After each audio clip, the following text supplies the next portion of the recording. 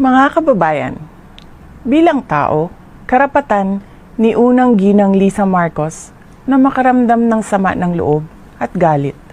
Subalit, ang kanyang personal na damdamin ay walang kinalaman sa aking mandato bilang isang opisyal ng pamahalaan.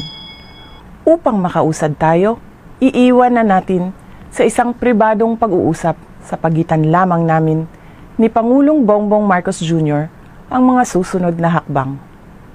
Mga kaigsuunan, nag-atubang ang ato ang nasod ug dagkong mga problema nga kinahanglang solusyonan sa gobyerno.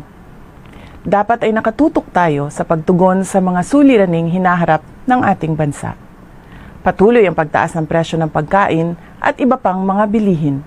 At ito ay mas nagpapahirap pa sa dinaranas na gutom o kawalan ng sapat na pagkain ng mahihirap nating kababayan. Nagbabadya rin ang kakulangan ng supply ng tubig at kuryente, habang talamak na naman ang ipinagbabawal na droga.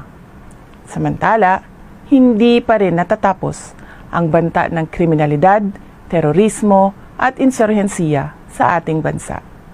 Kini ang mga butang nga angay natong hatagan ug pagtagad. Unahin natin ang Pilipinas. Syukran.